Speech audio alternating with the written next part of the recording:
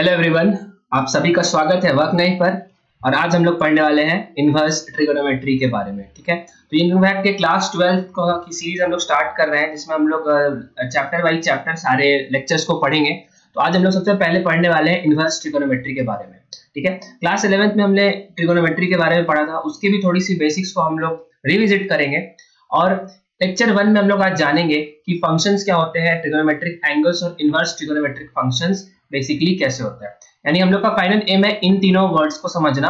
तो पहले हम लोग फंक्शन समझेंगे, थोड़ा सा ट्रिगोनोमेट्री याद करेंगे, रिवाइज करेंगे, उसके बाद उसमें इनवर्स लगा के देखेंगे कि फाइनली हमारा टॉपिक क्या बनता है। ऑलराइट, तो चलिए गाइस स्टार्ट करते हैं वीडियो के साथ। ऑलराइट, तो सबसे पहला क्वेश्चन आता है कि व्हाट इज अ फंक्शन। तो function is a rule, basically एक रूल होता है that assigns each input exactly one output. कहने का मतलब अगर आप कोई भी ग्राफ प्लॉट करें तो ये सारे फंक्शंस होंगे। कौन से फंक्शंस होंगे?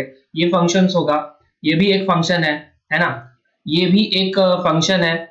तो ऑल दीज आर फंक्शंस। तो फंक्शंस क्या है कि assigns each input exactly one output. यानी आप x को चेंज करते जाइए, x1 x2 x3 x4, x की वैल्यू आप चेंज करते जाइए, आपको उसके करस्पॉन्डिंगली एक ही y1 मिलेगा, x2 के करस्पॉन्डिंगली एक ही y2 मिलेगा, इसके करस्पॉन्डिंगली y3 मिलेगा, इसके करस्पॉन्डिंगली y4 मिलेगा। हाँ, लेकिन ऐसा केसेस हो सकता है कि x5 आप निकालो तो उस पे भी आपको एक ही y4 मिले, लेकिन एक y हमारे पास रहेगा फॉर एवरी x। ठीक है, कहने का मतलब मान लीजिए हमारे पास ये एक फंक्शन है, इसका बेसिकली x बनाते हैं, इसको y बनाते हैं, तो ये इसका एक जो इनपुट्स है उसको सिर्फ एक आउटपुट देगा। ठीक है, कहने का मतलब अगर इसको हम लोग उल्टा करें, जैसे हमारे पास ये पैराबोला है, आप लोगों को पता है, तो this is a function, correct. लेकिन हमारे पास एक ये इनफैक्ट एक रिलेशन आ जाए तो ये हमारा एक फंक्शन नहीं है। इसका हम लोग को फॉर्मूला क्या पता है गाइस? ये है is equal to Y is equal to X square. तो Y is equal to X square is a function, but X is equal to Y square is not a function. ठीक है, ये function नहीं है। क्यों? क्योंकि आपको एक ही एक्स पे मल्टीपल वाई मिल रहा है, आपको ऐसा नहीं चाहिए। ऑलराइट, तो इसको डिनोट कैसे करते हैं? एफ से करते हैं। और यहाँ पे हमारे पास दो टर्म्स और आते हैं जो उन लोगों को पता है, वो होता है domain and range. That is कि इनपुट की वैल्यूज, x की जो वैल्यू है वो कहां से कहां तक वेरी कर सकती है, रेंज मतलब आउटपुट वैल्यू, y की वैल्यू कहां से कहां तक वेरी कर सकती है। ठीक है, तो उसी तरह से आपको मैंने समझाया गाइस, यहाँ पे लिख दिया आपके लिए कि y is equal to X square is a function, but x is equal to Y square is not a function. ठीक है, आप लोग याद कैसे रखेंगे उसका, आप लोग अगर पॉसिबल तो ग्राफ बना सकते हैं, और उसको बेसिकली अगर आप उस पे वर्टिकल लाइन खींचे तो वो सिर्फ एक बार उसको कर्व को टच करना चाहिए। समझ में आया? हमारे पास मान लीजिए एक वर्टिकल लाइन ये है, एक वर्टिकल लाइन ये है, तो इस फंक्शन को कितना सिर्फ एक बार टच कर रहा है, यहाँ पे भी एक बार टच कर रहा है ना। तो अगर आप इस फंक्शन की भी बात करें, मान लीजिए हमारे पास ये मल्टीपल हम लोग ने सम पीरियोडिक फंक्शन लगाया, तो इस पे अगर हम एक वर्टिकल लाइन बेसिकली ड्रॉ करें तो तब भी यहाँ पे एक ही बार वो कर्व को कट कर रहा है, इधर भी एक बार कर रहा है, इधर भी खींचे तो एक ही बार कर रहा है, यानी ये एक फंक्शन है। समझ में आया?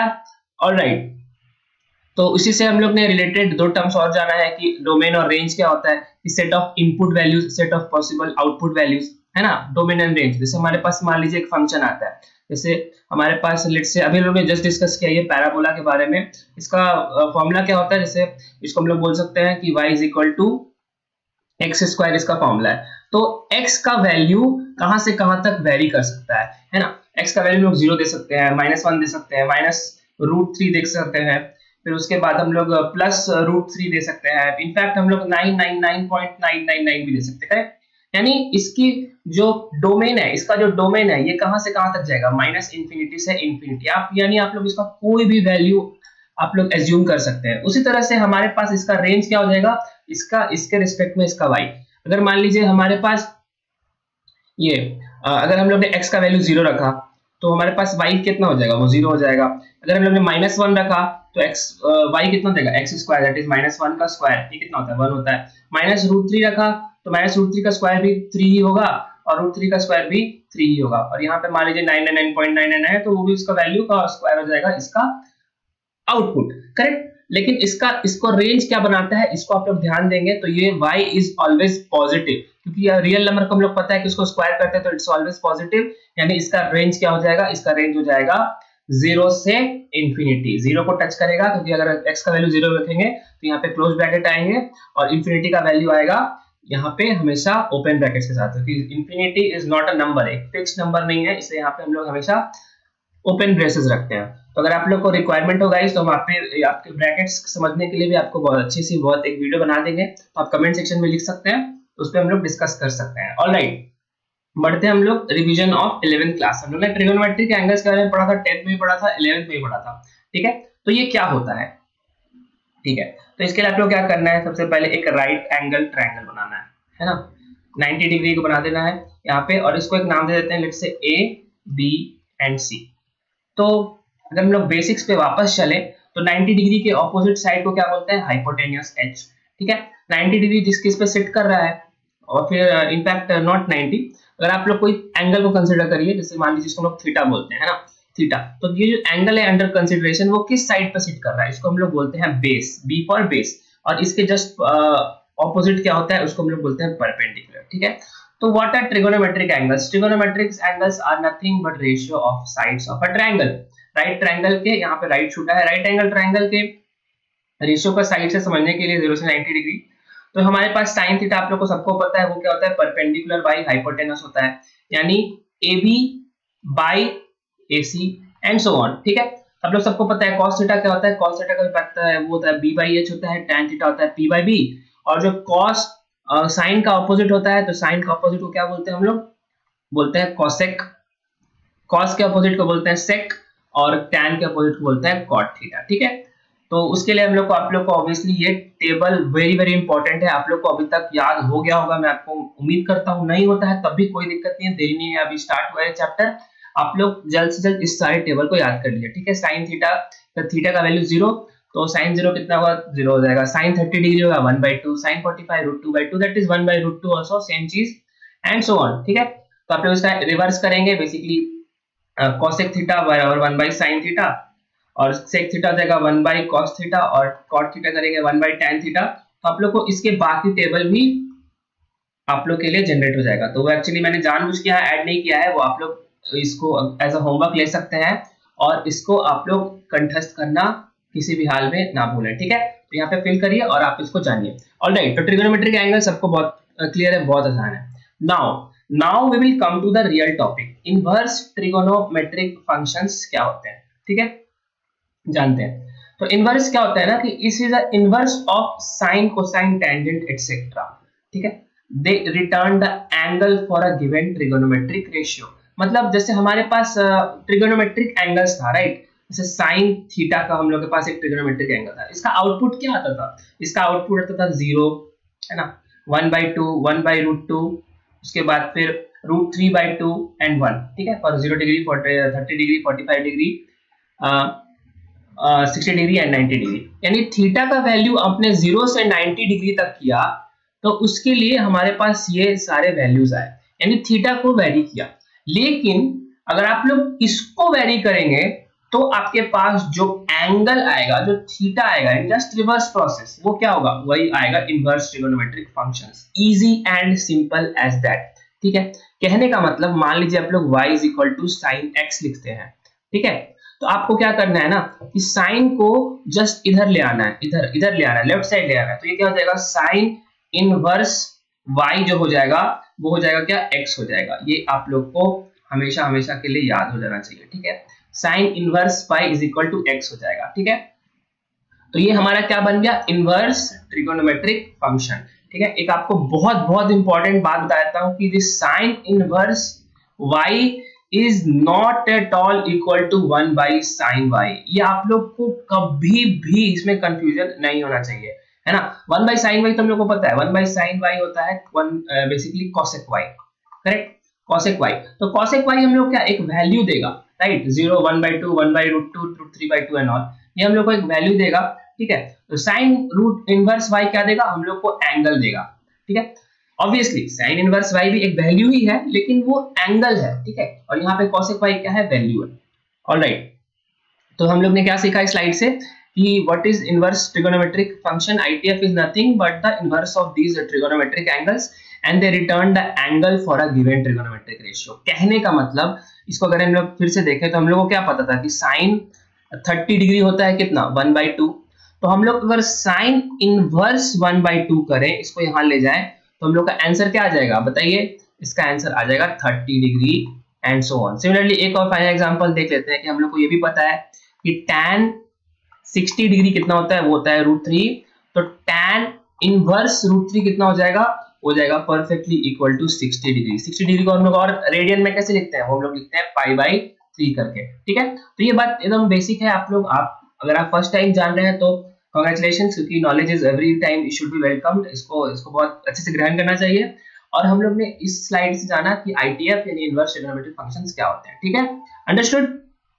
Alright, next domain and range of inverse function. हम लोग ने वहां देखा कि हम लोग ने कि साइन इनवर्स करके जाना कि वो इनवर्स फंक्शन है, तो उसको हम लोग क्या लिखेंगे ना, हम लोग ऐसे नहीं लिखते हैं x is equal to sine inverse y, हम लोग नहीं, दिस टर्म्स डोंट यूज, इसको हम लोग यूज नहीं करते हैं। इसको हम लोग क्या यूज करते हैं, इसके बदले हम लोग करते हैं ना कि y is equal to sine inverse x use करते हैं, ठीक है। ज्यादा कोई अंतर नहीं है, बस हम लोग ने लेटर्स को चेंज किया है, लेकिन इससे ही बेसिकली इसका डोमेन और रेंज सेट होता है। क्या है ना, यूजुअली कि डोमेन आप लोग ऐसे याद रख सकते हैं, ऐसे हार्ड एंड फास्ट रूल नहीं है, बट आप लोग ऐसे याद सकते हैं कि x वैल्यूज लिमिट, कि x की वैल्यू कहां से कहां तक जाएगी वो डोमेन होता है, और रेंज क्या होता है कि y का limit, basically y values limit, ठीक है। तो y वैल्यू तो लिमिट बरकरार रखने के लिए, x वैल्यूज की लिमिट बरकरार रखने के लिए आप लोग ने क्या किया, हम लोग फंक्शन को बस इस फॉर्मेट में लिख लिया है, ठीक है, y is equal to sine inverse x, ठीक है। ये फॉलो नहीं होता है, कोई गलत नहीं है इसको लिखना, लेकिन इससे डोमेन और वैल्यू में कंफ्यूजन ना हो, इसलिए हम लोग बेसिकली फंक्शन जो रहेगा fx जो रहेगा, y is equal to fx, वो हमारा साइन इनवर्स x रहेगा, जहां पे fx क्या है, fx is equal to function is equal to sine inverse x। Alright, तो ये हम लोग ने जाना कि सेट ऑफ x वैल्यूज है, इनपुट वैल्यूज की क्या क्या हम लोग x में इनपुट डाल सकते हैं, है ना। y is equal to sine inverse x में हम लोग x का क्या क्या इनपुट डाल सकते हैं, वो हमारा बनेगा डोमेन, और y का इनपुट क्या क्या डाल सकते हैं, वो हम लोग का बनेगा रेंज, ठीक है। ऑलराइट, तो हम लोग जानते हैं कि डोमेन और रेंज क्या होगा, तो हम लोग बेसिकली यहाँ पे पढ़ते हैं, अभी साइन के बारे में जानते हैं, फिर मैं आपको टेबल भी बताऊंगा, अच्छे से समझाऊंगा। कि हम लोग ने जाना कि ट्रिगोनोमेट्री में जाना था, कि ट्रिगोनोमेट्रिक एंगल्स में कि y इज इक्वल टू जब साइन x होता था, करेक्ट, साइन x होता था, तो हम लोग x का वैल्यू कुछ भी डाल सकते हैं, कुछ भी डाल सकते हैं, -∞ to ∞, है ना। क्यों, क्योंकि अगर आप लोग साइन थीटा का ग्राफ याद हो तो कुछ ऐसा दिखता है, ऐसा सजाता है, ऐसा सजाता है ना, ऐसा सजाता है। तो यहाँ पे x हमारा कहां से कहां तक वेरी करा सकता है, एकदम यहाँ लेफ्ट हैंड से लेकर के राइट हैंड तक वेरी कर सकता है ना, क्योंकि हमारा horizontal axis is what, Cartesian coordinate system में रियल एक्सिस, या in fact not real axis, it's basically horizontal axis is x axis. तो ये +∞ और -∞ दोनों सारे वैल्यूज को टच कर सकता है। तो ये हो गया x का वैल्यू, दैट इज हो गया रेंज, ये डोमेन ऑफ ट्रिगोनोमेट्रिक फंक्शन। लेकिन जो इसका y वैल्यू है वो यहां से यहां तक ही वेरी कर सकता है। ये हम लोग का जो लाइन होता है, ये होता है -1, और ये लाइन क्या होता है, +1, यानी डोमेन हो गया -∞ से ∞, लेकिन जो रेंज होता था वो ट्रिगोनोमेट्रिक फंक्शंस का sin x में क्या होता है, -1 से लेकर के 1 तक, है ना, बोथ वैल्यूज इंक्लूसिव।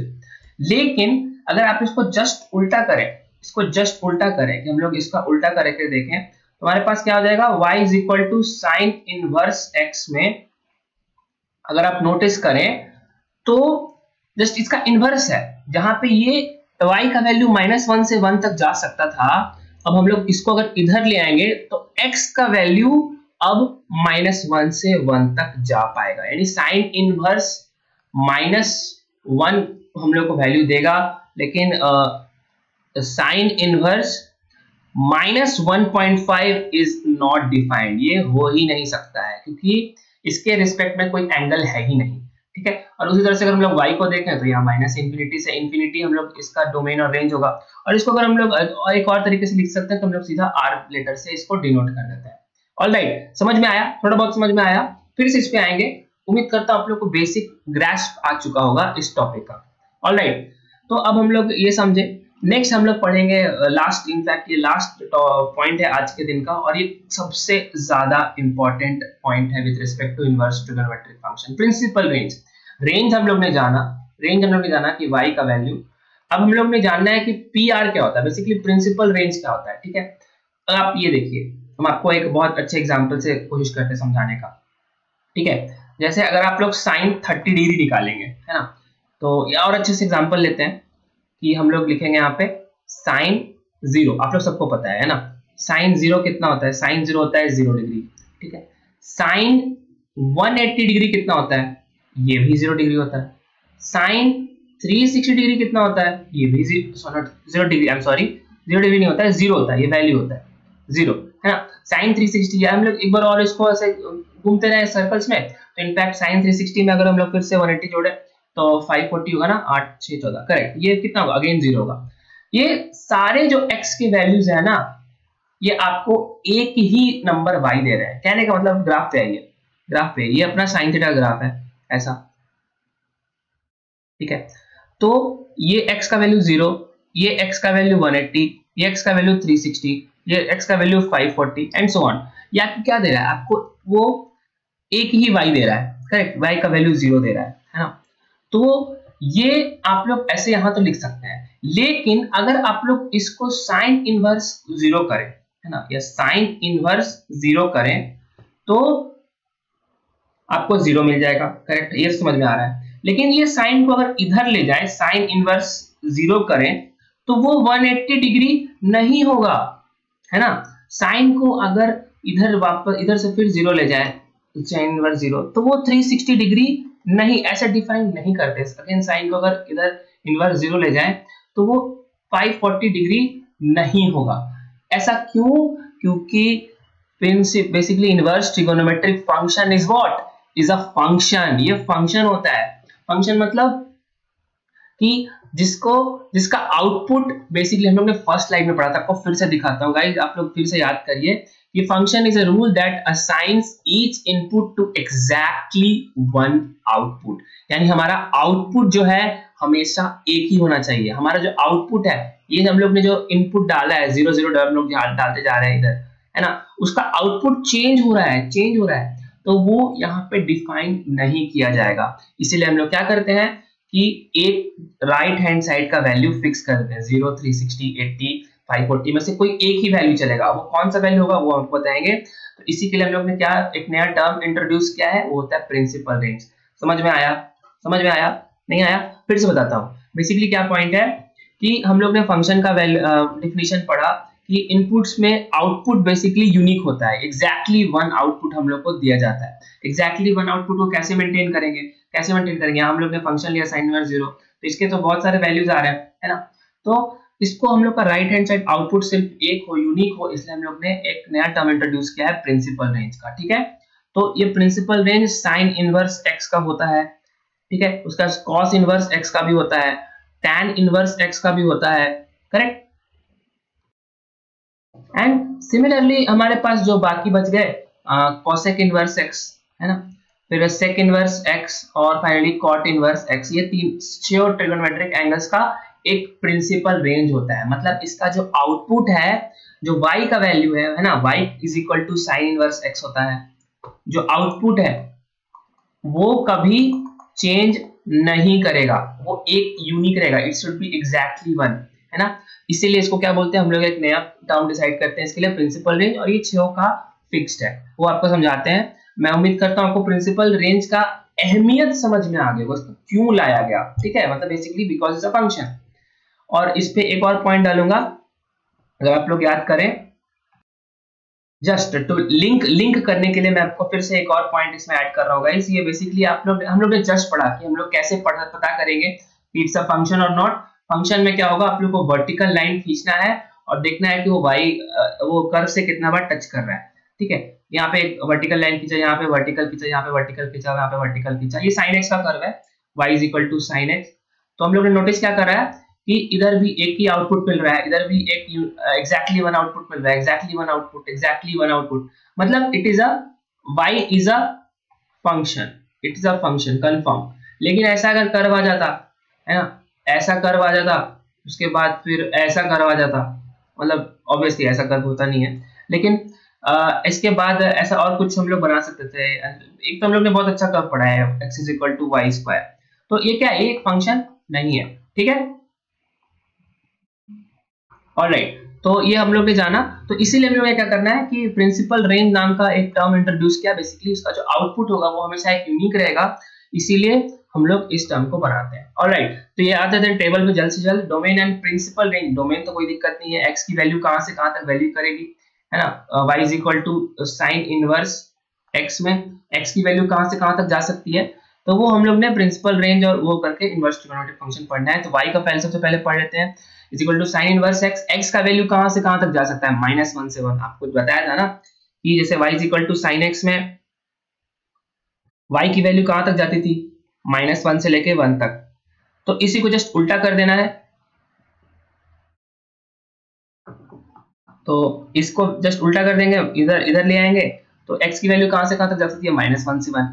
तो इसका प्रिंसिपल रेंज जो होता है ना वो डिफाइन कर देता है कि -π/2 से π/2 में रहेगा।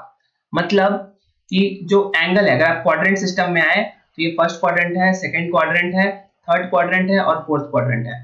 तो ये -π/2 कितना होता है, यहाँ पे होता है -π/2, और यहाँ से लेकर के यहाँ तक अपना आ जाएगा π/2। ठीक है, 0 डिग्री, 90 डिग्री, ये आएगा 270 डिग्री और 360 डिग्री। यानी अगर यहाँ से यहाँ तक एंगल वेरी कर रहा है, बेसिकली वो उसको प्रिंसिपल रेंज में डिफाइन करते हैं। यानी इस इधर से इधर में आप x की कोई भी वैल्यू डाल दीजिए, आपको उसका एक y दिया जाएगा और वो इन्हीं रेंज के बीच में होगा। अब एवरी टाइम ये पूरा सेटिस्फाई करेगा। ठीक है, उस तरह से cos इनवर्स x क्या होता है, cos इनवर्स x के में भी ऑब्वियसली हम लोग cos थीटा का भी ग्राफ पता है। cos थीटा का ग्राफ कैसा होता है, instead of starting from here ये 90 डिग्री का फेज चेंज होता है और वो एग्जैक्टली साइन कर्व को फॉलो करता है, मतलब सिमिलर ही है। ठीक है, क्योंकि हम लोग को वो सारे रिलेशन पता है कि sin 90 plus theta is equal to cos theta और। ठीक है, ऑलराइट, तो ये cos का कर्व है। यहाँ पे cos इनफैक्ट यहाँ से शुरू होता है, आपको उम्मीद करता हूँ पता चल रहा होगा, यहाँ से स्टार्ट हो रहा है और ये जा रहा है cos। तो इसमें भी क्या है, y की वैल्यू जो है ना वो -1 से 1 तक ही जा रही है, y is equal to cos x में। तो अगर इसको उल्टा करें तो in fact y is equal to cos inverse x में, हम लोग ने y is equal to cos inverse x इसलिए लिखा है फॉर टू अवॉइड कंफ्यूजन है, बेसिकली डोमेन रेंज का सिस्टम क्लियर है। ठीक है, तो cos इनवर्स x में तो इसको जाएंगे तो ऑब्वियसली x ये y की वैल्यू कहां तक जा सकती है, -1 से 1। तो इसको अब यहाँ पे इसका वैल्यू होना है क्योंकि दिस इज जस्ट इनवर्स, तो यहाँ पे भी x की वैल्यू कहां से कहां तक जा पाएगी, -1 से 1, यानी वो इसका बन जाएगा रेंज, इसका डोमेन। तो इसका क्योंकि डोमेन मतलब वैल्यूज ऑफ x, उस तरह से प्रिंसिपल रेंज क्या हो जाएगा, प्रिंसिपल रेंज मतलब वैल्यूज ऑफ y 0 से π। मतलब ये तो sin x का आपको दिखाया, उस तरह से cos x के लिए क्या है, cos x के लिए 0 से π में है, यानी एवरी टाइम हम लोग को 0 से π मतलब ऑब्वियसली 0 से 180 डिग्री, इसी के बीच में आपको इसकी y की वैल्यूज मिल जाएंगी for cos inverse x। tan inverse x का आपको याद करिए, tan इनवर्स x का ग्राफ कैसा होता था। ठीक है, मतलब आप लोग जान सकते हैं कि π/2 पे वो इनफिनिट को टच करता था और वो ऐसे जाता था -π/2 पे -∞। ठीक है, और एनीवेज ये हम लोग ग्राफ अच्छे से देखेंगे, इसमें कोई दिक्कत नहीं है, लेकिन तत्काल आप ये समझिए कि इसमें y का वैल्यू -∞ से ∞ जाता था tan x में, y tan x में। तो tan इनवर्स x में क्या हो जाएगा, उसका डोमेन हो जाएगा -∞ से ∞। वहां रेंज था, यहाँ पे क्या हो जाएगा डोमेन, यहाँ पे प्रिंसिपल रेंज क्या हो जाएगा -π/2 से π/2।